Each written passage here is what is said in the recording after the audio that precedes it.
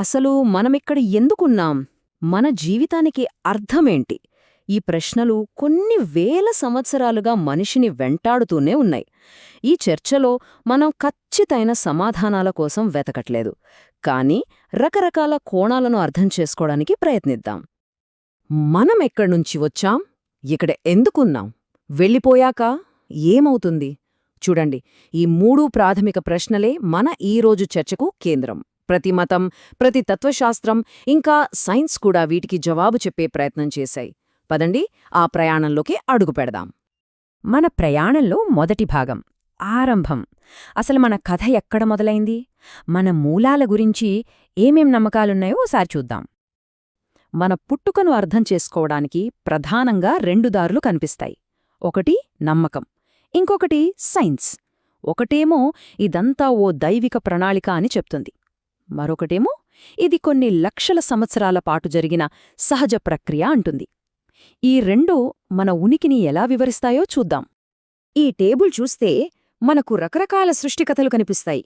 హిందూ మతంలో బ్రహ్మ, క్రైస్తవంలో దేవుడు, ఇస్లాంలో అల్లా సృష్టికర్తలు. అంటే ఈ మూడు సంప్రదాయాలు ఒక సృష్టికర్తను నమ్ముతాయి. కాని విజ్ఞానశాస్త్రం వైపు వస్తే అది మనుషులు, కోతులలాంటి ప్రైమేట్స్ నుంచి పరిణామం చెందారని చెప్తుంది. ఇక్కడ సృష్టికర్త ఎవరూ లేరు, అంతా ప్రకృతి నియమాలే. మనం దేనితో తయారయ్యాం? ఈ ప్రశ్నకు కూడా రెండు వేర్వేరు సమాధానాలున్నాయి. ఆధ్యాత్మిక కోణంలో చూస్తే మన మూలం మట్టి, గాలి, దైవిక శ్వాస లాంటివి అని చెప్తారు. కాని సైన్స్ ఏం చెప్తుందంటే మనం కణాలు, వాటిలో ఉండే డిఎన్ఏతో తయారయ్యామని వివరిస్తుంది.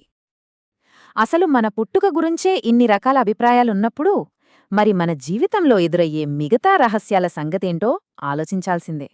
ఇప్పుడు ఆ వైపు వెళ్దాం. సరే, ఇక రెండో భాగానికి వద్దాం. మన ప్రయాణం అంటే మనల్ని నడిపించే కంటికి కనిపించని శక్తుల గురించి, దేవుడు, ఆత్మ లాంటి వాటి గురించి కాస్త చర్చిద్దాం.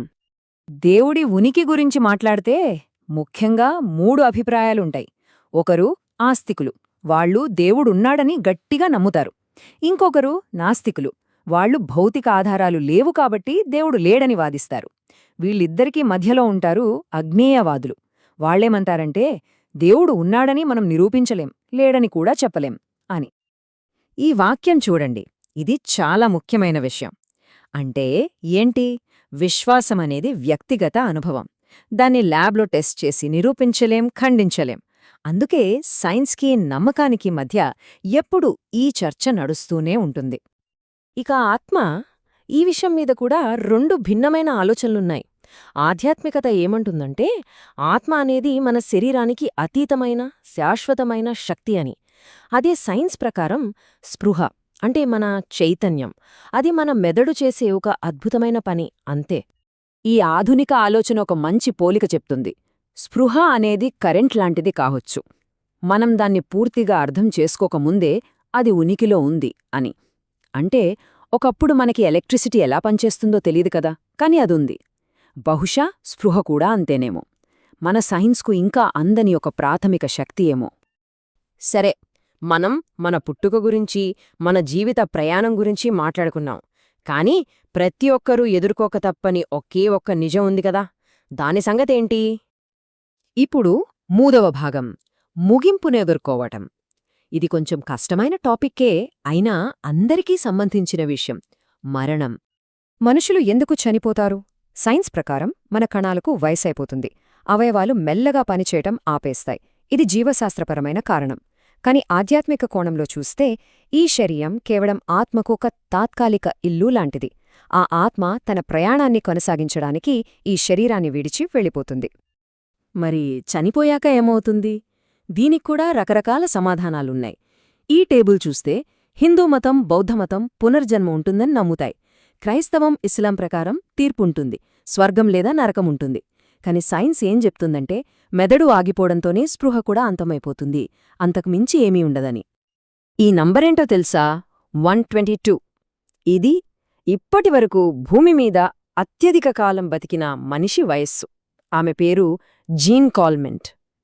అంటే మరణమనేది ఎంత వాస్తవమో, మన ఆయుష్షు ఎంత పరిమితమో చెప్పడానికి ఈ ఒక్క సంఖ్య చాలు. మన సమయం ఇంత తక్కువని తెలిసినప్పుడు ఆ సమయాన్ని మనం ఎలా బతకాలి, ఎలా గడపాలి? ఇక మన చివరి భాగం అర్థం. అంటే మనకున్న ఈ కొద్ది జీవితాన్ని ఆరోగ్యంగా ఒక ఉద్దేశంతో ఎలా జీవించాలనే దానిపై కొన్ని విషయాలు చూద్దాం. అర్థవంతమైన జీవితానికి ఆరోగ్యకరమైన శరీరం చాలా ముఖ్యం. దానికి పునాది మంచి ఆహారం. ఇక్కడ చూడండి, కొర్రలు, పండ్లు, ఆకుకూరలు, నట్స్ ఇవన్నీ మన శరీరానికి మేలు చేస్తాయి. గోరువెచ్చని నీరు తాగడం కూడా మంచి అలవాటు. మంచి తిండి ఒక్కటే సరిపోదు కదా, దానికి తగ్గట్టు శారీరక శ్రమ కూడా ఉండాలి. రోజూ ఓ అరగంట నడవటం, యోగా, కొద్దిసేపు ఎండలో ఉండటం, సరిగ్గా నిద్రపోవటం ఇవి మన శరీరాన్నే కాదు, మనసును కూడా ఉత్సాహంగా ఉంచుతాయి. అయితే అసలైన సంతృప్తి మనసు ప్రశాంతంగా ఉన్నప్పుడే వస్తుంది. శారీరకారోగ్యంతో పాటు మానసికారోగ్యం కూడా అంతే ముఖ్యం. కోపాన్ని తగ్గించుకోవటం, అనవసరంగా ఎక్కువగా ఆలోచించకపోవటం, ఉన్నదానికి కృతజ్ఞతగా ఉండటం ఇవన్నీ చాలా ముఖ్యం. సరే, ఇదంతా చూశాక మనం గ్రహించాల్సిన అసలైన సత్యమేంటి? అన్నింటికన్నా ముఖ్యమైన విషయం ఒక్కటే, చాలా సింపుల్. మనం ఎంతకాలం బతికామన్నది కాదు, ఎలా బతికామన్నదే ముఖ్యం. మరి ఈ పెద్ద పెద్ద ప్రశ్నల గురించి ఇంత దూరం ప్రయాణించాక ఎవరికి ఏది నిజమనిపిస్తోంది? ఈ సమాధానం ఎవరికి వాళ్లే వెతుక్కోవాలి.